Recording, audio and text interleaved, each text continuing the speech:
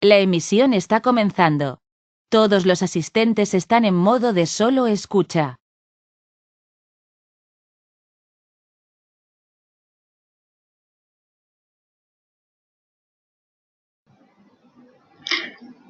Buenos días a todos y a todas. Muchas gracias por estar aquí con nosotros hoy en este webinario que vamos a hacer sobre la convocatoria 2018 de las acciones ITN, Innovative Training Networks. Damos 2 minutitos más para que el resto de asistentes se pueda conectar y empezamos enseguida el webinario.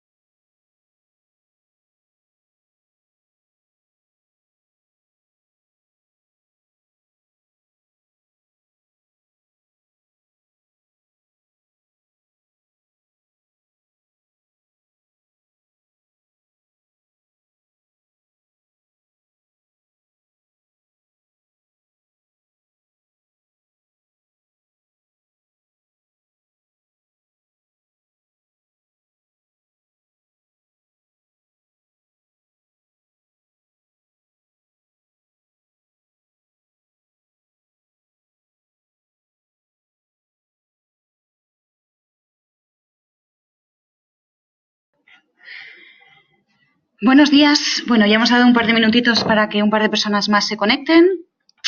Aquí estamos Jesús Rojo y yo misma, Cristina Gómez, para, hemos pensado que íbamos a hacer un último webinario para dudas que hayan podido quedar pendientes y repasar un poco todo lo que es la convocatoria y algunos aspectos prácticos sobre cómo preparar la propuesta, más allá de todo el material que hemos dejado ya subido en la web ES Horizonte 2020. Deciros que este webinario se grabará también y estará a vuestra disposición posiblemente ya el lunes. En principio el webinario lo voy a hacer yo, tengo aquí a Jesús Rojo al lado, pero está el pobre afónico, así que lo que vamos a hacer es que vamos a abrir el chat desde ya mismo para dudas que podáis ir teniendo. Las vamos a intentar ir resolviendo in situ mientras hacemos el webinario. Jesús está ya preparado en el chat y aún así nos quedaremos 10 minutitos una vez hayamos acabado la presentación para ir resolviendo dudas pendientes. Por lo tanto, empezamos ya.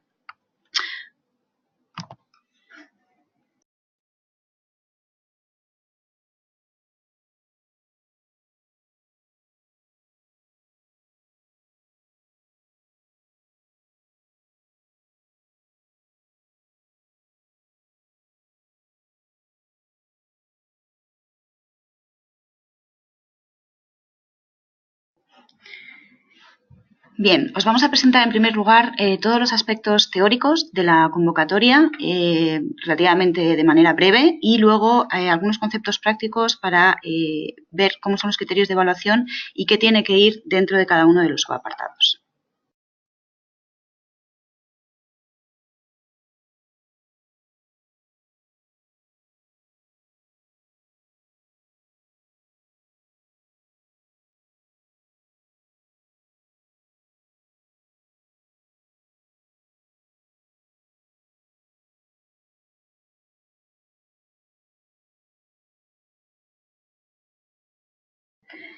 Yo en mi pantalla estoy viendo bien las slides del webinario, pero porque estoy viendo aquí que a Jesús no le van apareciendo las slides, por favor, irnos diciendo en el chat si vais viendo cada una de las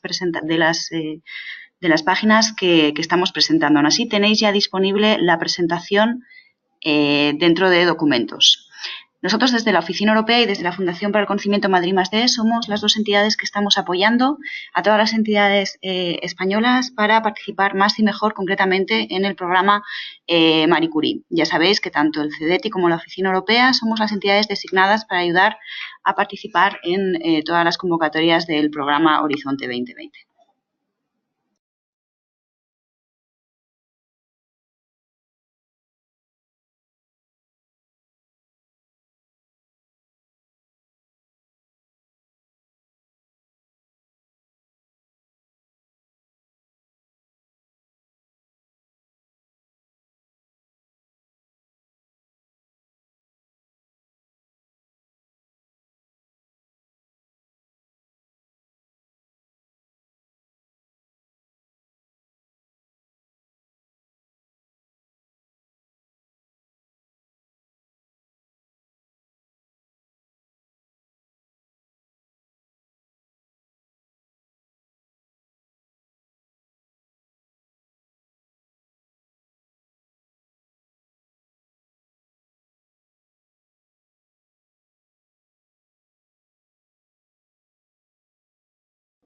Bien, creo que todos conocéis ya los objetivos de las acciones Marie Curie, ubicadas en el pilar de ciencia excelente.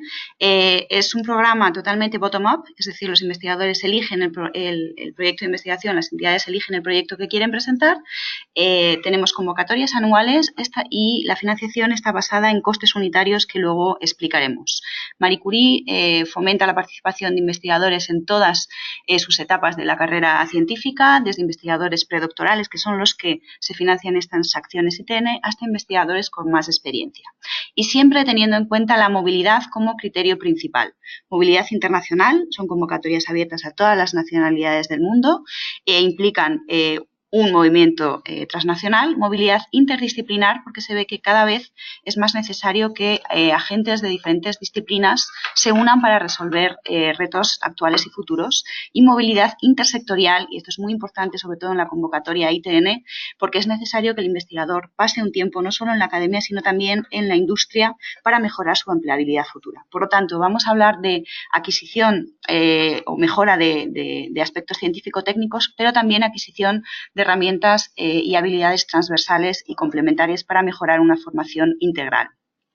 Hablaremos también de la necesidad de que los beneficiarios establezcan unas condiciones de trabajo adecuadas y óptimas para los investigadores y vamos a hacer bastante hincapié en la necesidad de difundir y divulgar los resultados de estos proyectos más allá de la comunidad científica como tal.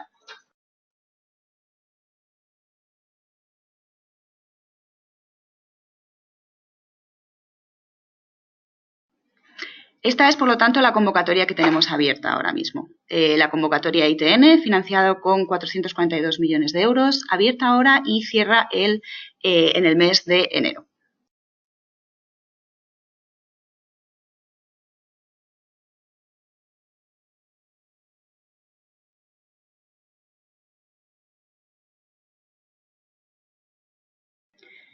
La convocatoria ITN está pensada para crear consorcios donde se va a contratar y formar a investigadores predoctorales. Se pretende formar una nueva generación de investigadores creadores, emprendedores e innovadores. ¿De acuerdo? Y por otra parte, por supuesto, uno de los objetivos con esta convocatoria es mejorar y estructurar la formación doctoral europea. Por lo tanto, nos vamos a encontrar con redes internacionales e intersectoriales compuestas por universidades, centros de investigación, centros tecnológicos, empresas, todo tipo de agentes socioeconómicos en Europa y dentro de Europa, donde la idea principal es que los investigadores, mediante la realización de líneas de investigación individuales, puedan mejorar su ciencia y adquirir nuevas habilidades, que tengan exposición al sector no académico y a otro tipo de sectores de investigación, donde se van a realizar no solo actividades individuales de formación en investigación, sino también actividades conjuntas dentro de la red de formación y colaboración.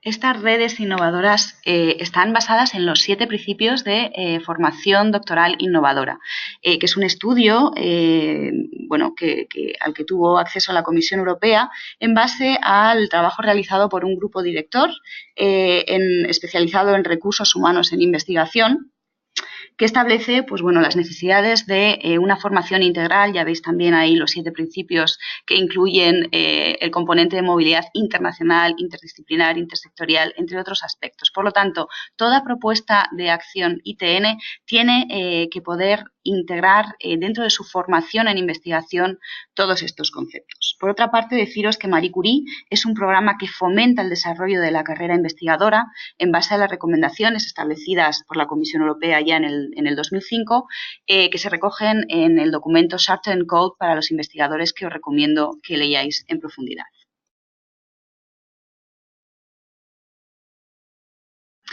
Vamos a ver qué tiene que tener a nivel de elegibilidad un consorcio ITN y también vamos a ver quiénes son los investigadores que podemos contratar en el marco de estos proyectos. ¿A quién vamos a contratar en el caso en el que nos concedan a estos proyectos? ¿De acuerdo? Hablamos siempre de contratación transparente y abierta. Vamos a contratar a investigadores predoctorales que estén en sus primeros 4 años de experiencia investigadora y que no tengan el título de doctor todavía a fecha de contrato en nuestro proyecto. Tienen además que cumplir con una regla de movilidad, es decir, no podrán haber residido más de 1 año en los últimos 3 años inmediatamente previos a la fecha de contrato en el país en el que se le quiera contratar. No hay ningún tipo de restricción a la nacionalidad e indicaros también que a efectos de investigadores refugiados, el tiempo que transcurre en un país para obtener ese estatus de refugiado político no cuenta a efectos de la regla de movilidad. ¿Cómo funciona esto? En el caso en el que seamos beneficiarios de un proyecto ITN, nosotros como consorcio tendremos que definir los perfiles de los investigadores que vamos a contratar. Lo publicaremos en la red Euraccess, que es una iniciativa que tiene la Comisión Europea donde se publican todos los puestos de trabajo de las acciones Marie Curie. Y aquí indicaremos, por ejemplo es un ejemplo de una red coordinada por la Universidad de Las Palmas de Gran Canaria, indicaremos qué requisitos de elegibilidad tiene que tener el investigador o investigadora al que vamos a contratar, a efectos de, como decía, experiencia investigadora y a efectos de movilidad. ¿Cómo puede participar una entidad dentro de las acciones ITN?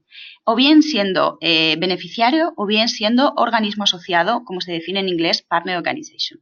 Los beneficiarios son aquellas entidades que acogen a los investigadores, los contratan y firman un acuerdo de subvención con la Comisión Europea, lo que se denomina el Grant Agreement. Por lo tanto, reciben fondos directamente de la Comisión Europea. Las entidades o organismos asociados son aquellas entidades que de alguna manera complementan la formación de los investigadores en el marco de estos consorcios, pero no reciben fondos de la Comisión Europea. Acogen a los investigadores en sus instalaciones, pero no hay ningún tipo de vínculo contractual con la Comisión Europea. En el caso en el que haya algún coste asociado a su participación, esta será recibida vía beneficiario. Para todas estas modalidades, las 3 modalidades de participación que vamos a ver, todos los organismos asociados necesitan incluir una carta de compromiso, ¿de acuerdo? Es obligatorio y es parte del criterio de elegibilidad. Por lo tanto, no hay un modelo, pero sí que hay que incluir una carta de compromiso donde se indique qué tipo de actividad se va a realizar en el marco del proyecto. Para la modalidad de doctorados conjuntos que veremos a continuación, es obligatorio que los propios beneficiarios incluyan una carta de compromiso comprometiéndose, valga la redundancia, a otorgar un título al finalizar el proyecto, un título de doctor para los doctorandos que se van a contratar. Por otra parte, tenemos 2 sectores diferenciados en Marie Curie. El sector académico, que es aquel que incluye aquellas entidades públicas o privadas que pueden otorgar títulos académicos, aquellas entidades públicas o privadas sin ánimo de lucro cuya principal misión es la investigación y las entidades de interés europeo como puede ser el CERN, la ESO o el MBL. Y por otra parte tenemos al sector no académico, que son aquellas entidades no incluidas dentro del sector académico donde un investigador puede realizar una estancia o realizar su investigación. Hablamos de empresas, de PYME, de grandes empresas, de ONGs, de hospitales, de administraciones públicas, de museos, etcétera, etcétera. ¿Qué países pueden participar en las redes ITN? La Comisión Europea hace una distinción entre Estados miembros y países asociados que compiten en igualdad de condiciones y pueden recibir fondos, que son los que tenéis ahí, los 28 Estados miembros y los países asociados a Horizonte 2020. Y aquí simplemente hago un hincapié en UK, el Reino Unido sigue participando, ¿de acuerdo? Como país elegible, como Estado miembro hasta la fecha, y así seguirá en un principio.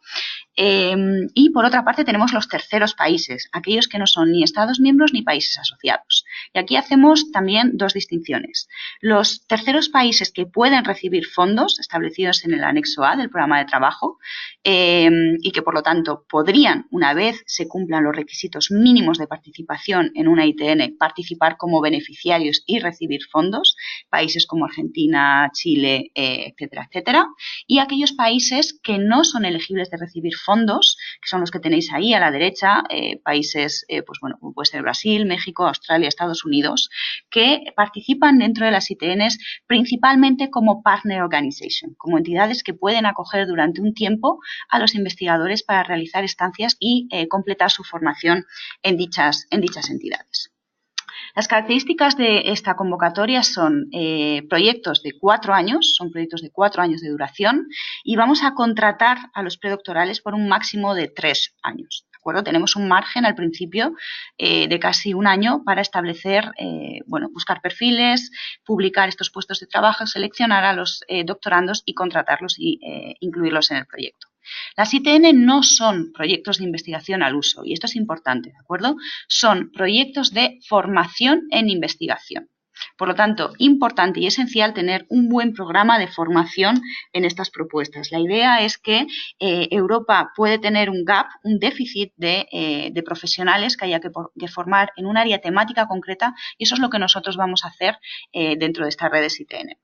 Tenemos 8 paneles de evaluación, que luego cuando hablemos de la evaluación entraremos en detalle en ellos, y tenemos 2 modalidades multidisciplinares, es decir, todas las áreas científicas compiten dentro de un mismo panel. Tenemos las 3 modalidades, las ETNs, las redes de formación europeas, los doctorados industriales, los EID, y los doctorados conjuntos, los EJD. Para todos ellos es importante que más allá del Grant Agreement, del acuerdo de subvención que se firma con la Comisión Europea, se firme entre socios un acuerdo privado denominado acuerdo de consorcio. ¿De acuerdo? Luego os explicaremos un poquito porque sí que hay modalidades y documentos ya disponibles al uso. Bien, ¿cuáles son las 3 modalidades? Tenemos la modalidad ETN. ¿De acuerdo? Sus características son proyectos con un mínimo de 3 beneficiarios participantes que tienen que ser 3 países, 3 Estados miembros o países asociados. Una vez que se cumplan esos mínimos pueden participar cualquier país cualquier entidad de cualquier país del mundo. Cada beneficiario debe contratar y acoger en sus instalaciones a un mínimo de un investigador. ¿De acuerdo? Esencial y muy recomendable para una financiación o por lo menos para obtener una buena evaluación, que la entidad no académica, es decir, el sector no académico, empresas, pymes, ONGs, administración pública, participe y contrate también a investigadores predoctorales en el marco de estas redes. Podemos contratar un máximo de 15 doctorandos en estas redes, ¿de acuerdo? Una vez se contrata a los fellows, estos fellows podrán pasar un máximo de un 30% del tiempo de contratación en otras entidades del consorcio. Es decir, nosotros tenemos a un predoc contratado durante 3 años y de estos 3 años podrá pasar hasta 10 meses, 10,8 meses en otras entidades del centro del consorcio para completar su formación. Se recomienda que haya una supervisión conjunta, es decir, que si nosotros, por ejemplo, en la Universidad Autónoma de Madrid, por tener un ejemplo, tenemos a un investigador contratado y va a pasar 8 meses de estancia en una universidad en Francia, por ejemplo, haya una cosupervisión de este doctorando por parte de 2 supervisores en cada una de las entidades. Es importante cumplir con un requisito, que es que hay un máximo de un 40% del presupuesto total por país. ¿De acuerdo? No se puede superar ese 40%. En ETN no es obligatorio que los doctorandos estén matriculados en un programa de doctorado, pero la realidad es que un porcentaje muy alto, más alto del 90% de los proyectos concedidos, los doctorandos al final, el objetivo de estas redes es que el fellow pueda defender su tesis al finalizar el proyecto. Es importante saber que es un criterio de elegibilidad para aquellos centros de investigación que participen como beneficiarios y que no puedan otorgar un título universitario, como puede ser, por ejemplo, el caso del CSIC. La universidad que vaya a otorgar el título académico debe ir como organismo asociado en la propuesta. ¿De acuerdo? Si el CSIC tiene un convenio con la Universidad Politécnica de Madrid, la Universidad Politécnica de Madrid tendrá que ir como partner organization para poder otorgar el título. Simplemente os hemos dejado toda esta documentación, la vais a tener ya disponible, ejemplos de cómo son las redes ETN. Aquí tenéis un ejemplo de una ETN del 2014 financiada, coordinada por la Universidad Politécnica de Madrid, simplemente para que veáis un poquito el consorcio, el tipo de entidades que participan, tanto empresas como academias. Y aquí tenéis información sobre el programa de formación, que es esencial y que luego veremos a nivel de evaluación, ¿de acuerdo? Por otra parte, tenemos los doctorados industriales. Los doctorados industriales son aquellos que implican la realización de un 50% del tiempo en el sector no académico, en la empresa. Tenemos 2 modalidades de participación. Los doctorados industriales pequeños, de 2 beneficiarios, y aquellos que tienen más de 2 beneficiarios. ¿De acuerdo? Por lo general, estas redes suelen ser más pequeñas que las redes de formación europeas. Los doctorados industriales de 2 beneficiarios implican tener un beneficiario académico y un beneficiario no académico, cada uno en un país europeo diferente, y implica un máximo de contratación de 5 investigadores predoctorales. Para los doctorados industriales de más de dos beneficiarios, tendremos un beneficiario del sector académico, un beneficiario del sector no académico y luego beneficiarios adicionales de cualquier sector y de cualquier país. Aquí pasamos un poquito a las mismas condiciones que las redes anteriores que hemos visto, contratación de un máximo de 15 investigadores predoctorales y tener en cuenta el máximo del 40% del presupuesto para un país. ¿De acuerdo? Importante. Y aplica a ambos. Que el fellow esté matriculado en un programa de doctorado, que el fellow pase un 50% de su tiempo siempre, como mínimo, en la empresa, ¿de acuerdo? Que haya una supervisión conjunta entre ambas entidades que participan en el proyecto. Hay un poquito más de flexibilidad este año en esta modalidad. Y realmente, a efectos de elegibilidad de consorcio, lo que tenéis que saber es que se tiene que cumplir la regla de que un investigador predoctoral pase el 50% en el sector no académico siempre. Entre beneficiarios, el investigador predoctoral tendrá que realizar estancias internacionales e intersectoriales entre beneficiarios y luego, en el caso en el que se vaya a realizar una estancia en un organismo asociado, se tendrá que cumplir la regla del 30% máximo y da igual donde esté ubicado ese organismo asociado, el intercambio no tiene por qué ser internacional. Aquí tenemos un ejemplo de un doctorado industrial pequeñito, compuesto por 2 entidades, un INDEA, que es un centro de investigación de Madrid, y una entidad en UK. Los doctorados conjuntos son aquellos que tienen un mínimo de 3 beneficiarios entre Estados miembros o países asociados, y la principal diferencia con las redes de formación europeas es que aquí sí que es obligatorio la obtención de un título de doctor al finalizar el proyecto, y sobre todo es obligatorio que ese título sea o bien doble, conjunto o múltiple, es decir, conjunto, un único título emitido y homologado por un mínimo de 2 entidades beneficiarias del proyecto en diferentes países, un título doble, es decir, 2 títulos individuales homologados por 2 o más entidades del consorcio ubicadas en diferentes países, o un título múltiple, ¿de acuerdo? Importante que, por supuesto, los beneficiarios que participen puedan otorgar estos títulos académicos. Esencial, por supuesto, que el investigador esté matriculado en un programa de doctorado. Aplica en estos proyectos también el máximo de 15 investigadores predoctorales contratados por proyecto y el máximo de 40% del presupuesto por país. Aquí sí que tenemos la novedad este año de que hay un modelo, ¿de acuerdo?, para que los beneficiados puedan incluir su compromiso de otorgar el título al finalizar el proyecto. Tenemos un modelo que lo tenéis disponible en la guía del participante. Y como novedad también es importante que un mínimo del 2/3 de los investigadores predoctorales contratados obtengan el título doble o conjunto o múltiple con entidades europeas, no solo de terceros países. Bien, a nivel genérico, deciros que las estancias, como hemos dicho, tienen que ser de un máximo de un 30% en otras entidades, ¿de acuerdo? A excepción de los doctorados conjuntos, pues en función de los requisitos de cada una de las universidades para poder otorgar un título doble o conjunto, se puede ampliar ese 30%. No es un máximo, como sí lo es en los ETN y en los EJD. Durante las estancias que un investigador predoctoral hace en otra organización del consorcio, la regla es que los investigadores siguen manteniendo su contrato con la entidad que le ha contratado y hay un fondo asignado al pago, al coste de este tipo de estancias, ¿de acuerdo? Que luego lo veremos cuando hablemos ahora en breve de la financiación.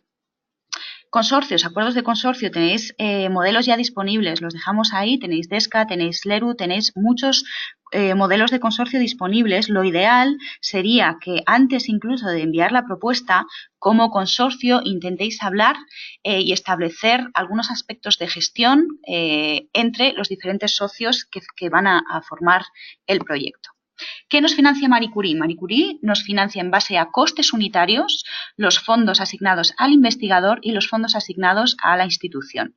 Lo que tenéis aquí a la izquierda, Researcher Unit Cost, son todos aquellos costes de investigador que se le va a tener que pagar directamente al investigador, ¿de acuerdo? Tenemos una Living Allowance, estos son importes por mes, ¿de acuerdo?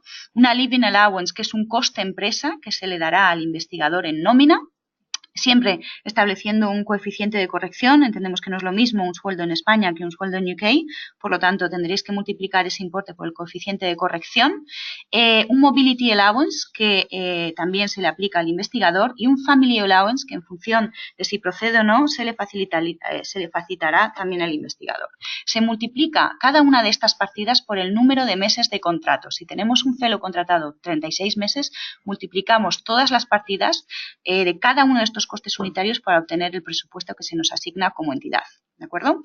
A efectos de costes institucionales tenemos costes de investigación, formación y networking, 1.800 por persona mes, destinados a sufragar todo lo asociado a matrículas de doctorados, estancias en otros centros, costes de investigación, costes de laboratorio, asistencias a conferencias, viajes, etcétera, etcétera, que los fellows van a realizar dentro de cada uno de sus proyectos individuales. Y también tenemos fondos asignados a gestión y costes indirectos para la correcta ejecución del proyecto.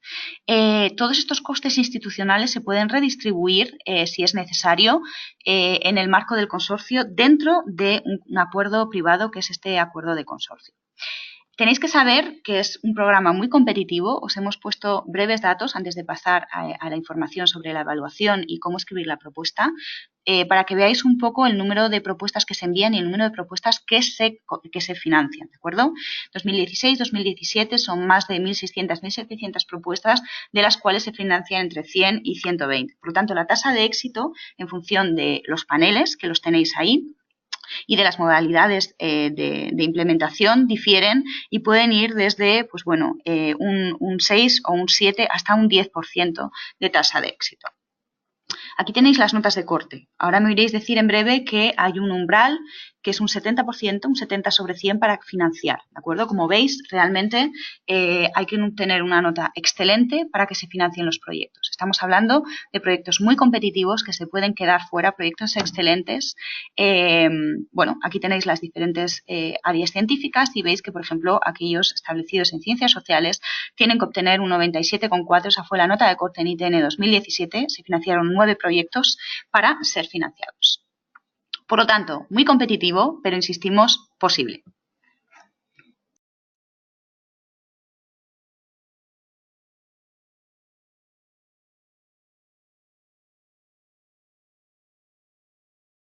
Vamos a ir entrando ya en lo que son la evaluación y cómo escribir una propuesta. Vamos a ir viendo poquito a poquito cada uno de los criterios de evaluación. También veo que ya vais haciendo preguntas a Jesús.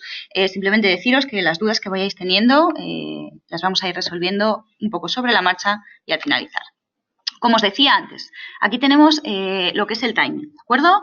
Cierra la convocatoria, perdón, el 17 de enero y a partir de ahí, pues bueno, se evaluarán los proyectos y se obtendrán los resultados, se conocerán los resultados en el mes de junio de 2018 y se empezarán a firmar los primeros acuerdos de consorcio en el mes de septiembre de 2018, que es cuando pueden empezar ya a entrar en vigor los proyectos.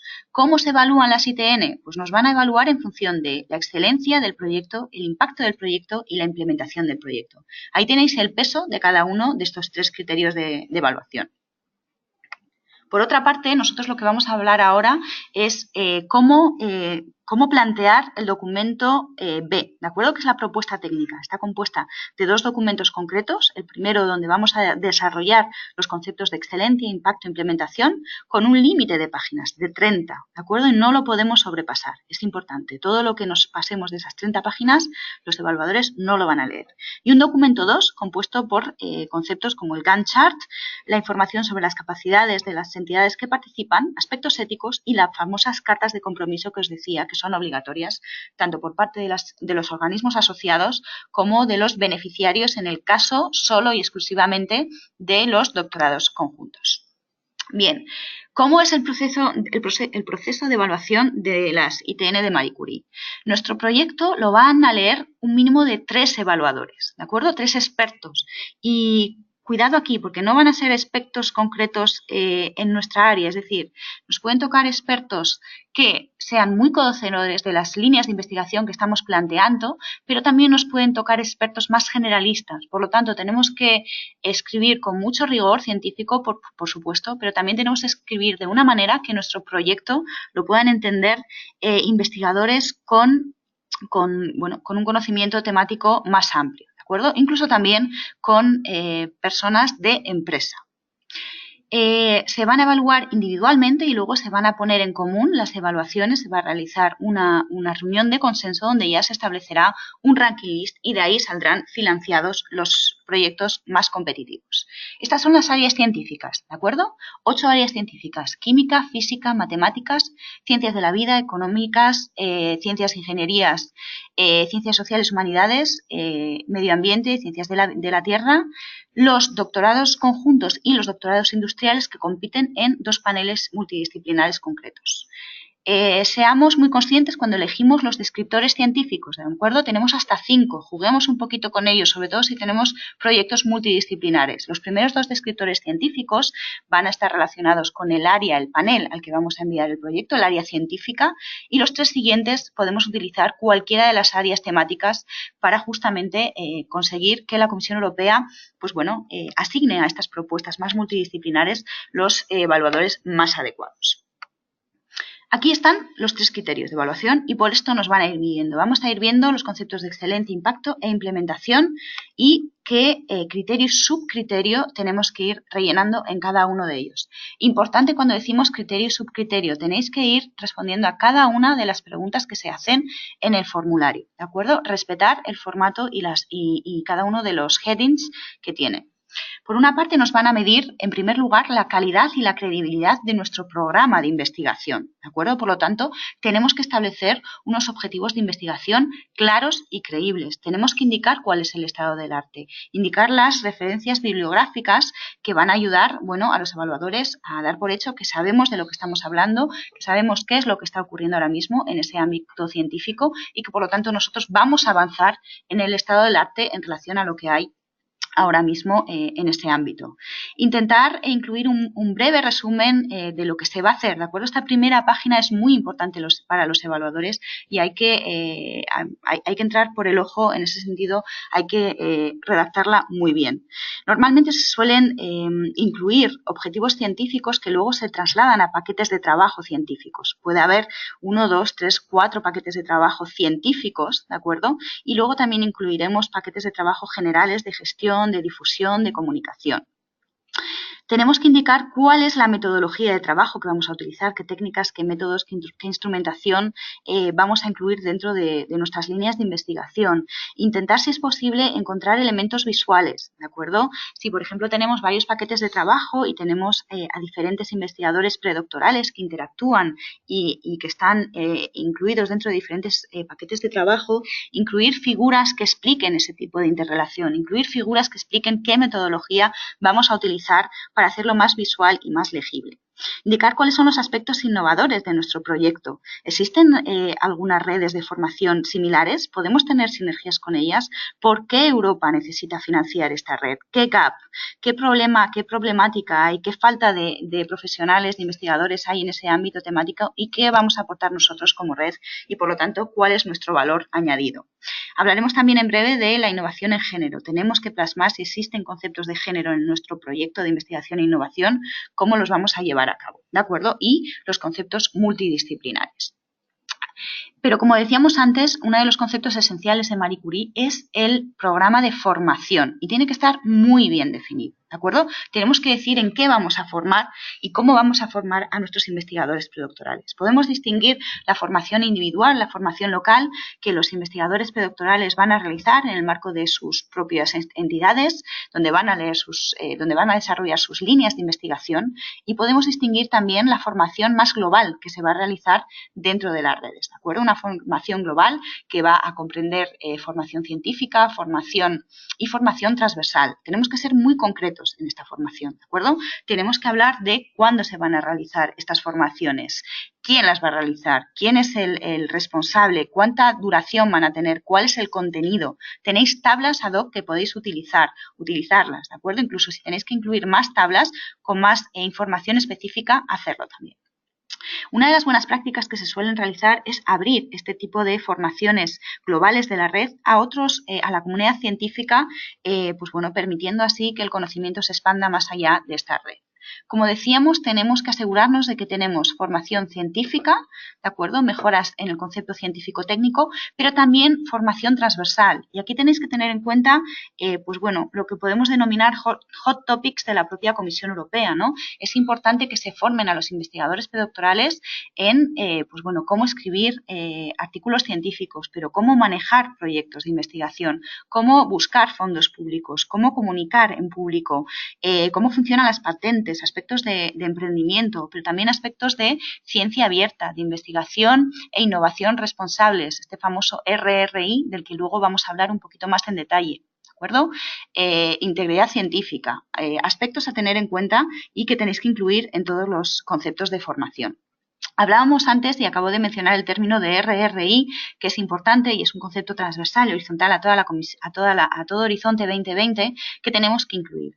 Hablamos de equidad de género en dos conceptos concretos, a nivel de excelencia y luego también lo desarrollaremos un poquito más a nivel de implementación. Tenemos que indicar si existen conceptos de género en nuestra investigación e innovación, ¿de acuerdo? Pues si los resultados van a afectar de manera diferente a hombres, a mujeres, a niños, a ancianos, lo tenemos que incluir, ¿de acuerdo? En nuestra metodología. Si tenemos que tomar muestras biológicas, tendrán que ser de diferentes sexos, ¿de acuerdo? A nivel de formación, importante, permitir a los fellows tener una formación en conceptos de género, ¿de acuerdo? En ciencia. Tenéis ahí unos links sobre un par de, bueno, tanto de páginas web como de proyectos que os pueden ayudar a ver qué tipo de formación se puede dar y qué tipo de innovación en conceptos de género puede tener vuestro área temática. Todo esto para mejorar los resultados y el impacto y la riqueza que tiene nuestra investigación.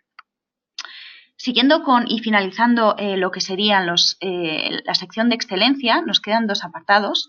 El uno va a medir la calidad de la supervisión científica que van a tener estos fellows, ¿de acuerdo? Estas redes miman mucho a esta futura generación de investigadores, pero tienen que estar guiados por una serie de mentores dentro de estos centros y tenemos que demostrar su calidad científica. Tenemos que demostrar que tienen conocimiento y capacidad para supervisar, ¿de acuerdo? A los diferentes fellows que vamos a contratar. Por lo tanto, indicar aquí esa excelencia, esa experiencia en tutorización, describir cómo se van a realizar estas supervisiones conjuntas en la medida de lo posible para las tres modalidades, ¿de acuerdo? No es obligatorio en ETN, pero sí que conviene hacerlo de alguna manera en las ETN.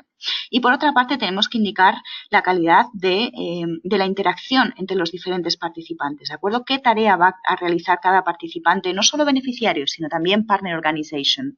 Y aquí es donde vamos a indicar, por ejemplo, estas estancias en los otros centros, cómo van a ser, cuáles van a ser, qué duración van a tener y, por lo tanto, qué valor añadido van a ofrecer para complementar toda la formación de los fellows. Si ha habido una colaboración previa de las entidades, y muchas veces suele ser así, son redes que se van creando y que ya han tenido una colaboración previa, conviene indicarlo. Tenemos publicaciones conjuntas, colaboraciones previas, vamos a decirlo, ya es una base de éxito de una colaboración y de futuros resultados, ¿de acuerdo? Indicarlo también en este apartado. A nivel de impacto, tenemos que tener en cuenta que Marie Curie busca un impacto a tres niveles diferentes, ¿de acuerdo? Y tenemos que tenerlo en mente cuando planteemos los impactos de estos proyectos. Por una parte, siempre en primer lugar el impacto para el investigador y la investigadora que contratemos, ¿de acuerdo? Se trata de mejorar sus conocimientos, sus capacidades para mejorar su empleabilidad futura, no solo en la academia, sino también en el sector industrial, en el sector empresarial, en el tejido productivo. Por otra parte, les va a ayudar a incrementar y a mejorar su impacto a nivel científico-técnico, mejorando sus publicaciones, sus colaboraciones internacionales. A nivel de organización, lo que nos va a permitir es mejorar la colaboración público-privada, obtener una mejor transferencia de conocimiento y, por supuesto, mejorar la calidad de formación que nuestras entidades están facilitando a los doctorandos. Y es una manera también muy positiva de mejorar la internacionalización de las entidades que participan. Por otra parte, por supuesto, a nivel de sistema, lo que la Comisión Europea pretende con la financiación de estos proyectos es mejorar la movilidad internacional, interdisciplinar, intersectorial de los investigadores en Europa, pero también conseguir que Europa sea un polo de atracción científica y, bueno, en ese sentido, estructurar la formación europea y atraer y retener a los mejores talentos investigadores en Europa. Por lo tanto, nos van a medir 4 conceptos concretos. Por una parte, el impacto a nivel de carrera investigadora. Tenemos que decir cuáles son las habilidades, las capacidades que van a obtener y cómo estas capacidades van a implicar un impacto en la carrera investigadora. ¿De acuerdo? Importante tener en cuenta en este criterio de impacto, en esta sección, todas las políticas europeas asociadas a recursos humanos, a Europa 2020, a todo lo relativo a recursos humanos en investigación, ¿de acuerdo? Para, de alguna manera, asociarlo con nuestro proyecto y decir cómo nuestro proyecto está alineado en este sentido con todos estos requisitos y directrices europeas. Y, por supuesto, no nos olvidemos que también queremos mejorar la estructuración de la formación doctoral, impactar a nivel de innovación en Europa. Por lo tanto, aquí también es importante referir a todo lo que se esté realizando en nuestro campo científico en Europa y cómo nuestra ETN, EID o EJD va a impactar en ese sentido, va a ir un poquito más allá del estado del arte y, a ser posible, va a ser sostenible a futuro una vez acaben este tipo de proyectos. Es esencial aquí incluir o indicar cómo el sector no académico está participando de manera activa y qué impacto va a tener. Podemos, por ejemplo, hablar de proyectos o de ámbitos en los que existe fragmentación en Europa, es decir, hay iniciativas, se están haciendo cosas, pero muy fragmentada, y que gracias a nuestro proyecto vamos a unir, vamos a juntar a los diferentes sectores que antes, por decirlo de alguna manera, no se hablaban, y por lo tanto vamos a contribuir a mejorar esta capacidad innovadora en Europa. Indicar a nivel de formación que todo este tipo de supervisión conjunta y de formación que vamos a dar a nuestros fellows va a mejorar lo que ya se está haciendo en Europa a nivel de contratación y de otorgar títulos académicos en ámbitos concretos. Por otra parte, aquí retomamos el concepto de investigación e innovación responsable y hablamos de divulgación, comunicación, diseminación, que son conceptos diferentes y que tenemos que diferenciar, ¿de acuerdo? Dentro del apartado 2.3 vamos a hablar de cómo difundimos nuestros resultados científicos a la comunidad investigadora, a posibles empresas o entidades que vayan a hacer uso de estos resultados. Y por otra parte, en el 2.4 vamos a hablar de cómo comunicamos y cómo hacemos compromiso público y actividades de divulgación científica a un ámbito y a un público objetivo mucho más amplio y mucho más general.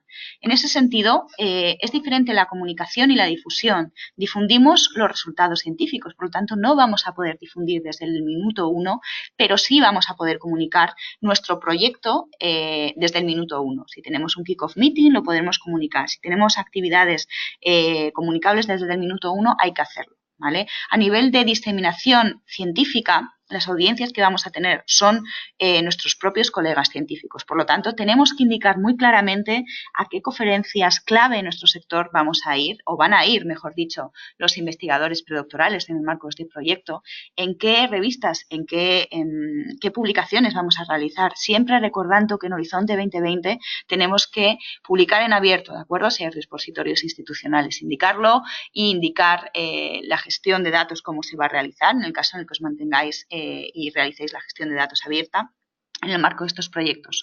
¿Cómo vamos a difundir nuestros resultados a la empresa? ¿Qué tipo de explotación de resultados vamos a tener? ¿Y cómo se va a gestionar en el marco de estos proyectos? Es importante incluir toda esta información. A nivel de comunicación y a nivel de compromiso público, tenemos actividades muy concretas que siempre tendremos que incluir en este 2.4, ¿de acuerdo? Es necesario llegar, por ejemplo, a despertar vocaciones científicas, llegar a los coles, hacer actividades que incluyan al público en general. Por ejemplo, la Noche de los Investigadores, pues el Marie Curie Alumni Association. Hay conceptos básicos que tienen que estar, por supuesto, las páginas web, etcétera, etcétera. Intentar ser innovadores, ¿de acuerdo? Intentar incluir actividades que sean novedosas a nivel de comunicación de resultados para poder llegar un poquito mejor y destacar en estos conceptos. Y a nivel de implementación, bueno, esto es un poquito de jerga europea, es decir, tenemos que saber cómo funciona un proyecto europeo y tenemos que saber que lo que nos está pidiendo la Comisión Europea es unas garantías de que vamos a gestionar debidamente nuestros proyectos. Por lo tanto, tendremos que indicar un plan de trabajo adecuado y unas estructuras de gestión adecuadas para asegurar que nuestra red va a funcionar y vamos a poder contratar y formar debidamente a estos investigadores predoctorales. Nos van a pedir información sobre los paquetes de trabajo, ¿de acuerdo? Estos objetivos científicos que se plasman en paquetes de trabajo. Y aquí lo que os decimos es que no solo tenéis que incluir los paquetes de trabajo científicos, sino que también tenéis que incluir paquetes de trabajo de gestión de proyecto, de comunicación y difusión de los resultados y de formación de los propios investigadores, que como sabéis es esencial dotar de un contenido de formación importante e innovador. Aquí incluiremos también los conceptos de milestone y deliverables, ¿de acuerdo? Entregables que van a asegurar una correcta monitorización de las actividades y unos puntos de inflexión, unos puntos de control que nos ayuden a asegurar que estamos en el camino correcto. Aquí se deben de informar sobre los proyectos de investigación, las líneas de investigación de los investigadores predoctorales que vamos a contratar, y es esencial aquí también incluir de manera visual el Gantt chart. Este es un ejemplo concreto. El Gantt chart nos va a ayudar a que los evaluadores de un solo vistazo vean cuándo vamos a contratar a los fellows, qué tipo de estancias y cuánto tiempo van a durar y van a realizar dentro de cada una de las entidades del consorcio. Por lo tanto, mucha claridad. Si tenéis dudas, sobre todo en las secciones de impacto e implementación, nosotros como puntos nacionales de contacto recomendamos siempre que contactéis con los gestores de las oficinas de proyectos europeos de vuestros centros, porque es esencial que os apoyen y que os den información no solo sobre cómo completar los apartados de implementación, sino también sobre actividades de comunicación, cursos de formación en aspectos transversales, es decir, mucha información institucional que ellos tienen a su disposición.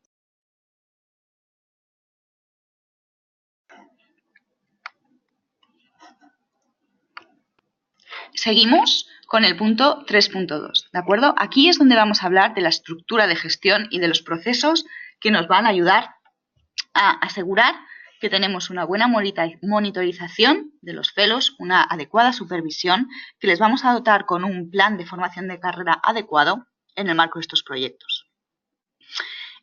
No existe una estructura de gestión concreta.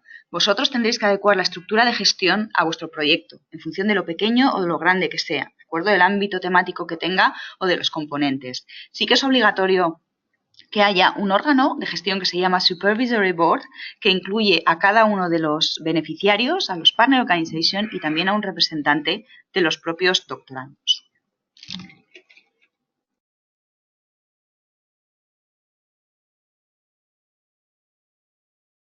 Por lo tanto, indicaremos cuáles son nuestros órganos de gestión, si tenemos algún órgano, un advisory board externo, si tenemos en función de la temática y necesitamos, porque es un proyecto muy aplicado, un comité de explotación de resultados, o si es un ámbito que implica conceptos de género importante, un comité de género. En fin, vosotros tendréis que adecuar las diferentes estructuras. Tendréis que indicar ese proceso de contratación, aseguraros de que es un proceso de contratación transparente, abierto. Si sois entidades participantes de la iniciativa de Euraccess, indicarlo. Si sois entidades que ya tenéis o estáis en marcha para obtener el famoso sello de reconocimiento de la Comisión Europea, denominado HR Excellence in Research, que otorga ese reconocimiento a las entidades que están estableciendo planes de acción para mejorar sus recursos humanos en investigación y todo el proceso de selección y de contratación y formación de sus investigadores, indicarlo, ¿de acuerdo? Todo eso es esencial.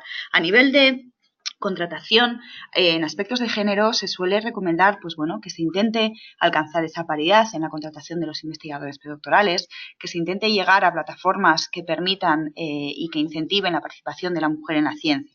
acuerdo? Indicar cómo se va a realizar esa evaluación y esos aspectos de monitorización. Como todo proyecto existe un riesgo, existen riesgos científicos y riesgos de gestión que se tienen que contemplar. Tenéis tablas para indicar cuáles son esos riesgos y cuáles son las actividades propuestas para mitigar dichos riesgos, ¿de acuerdo?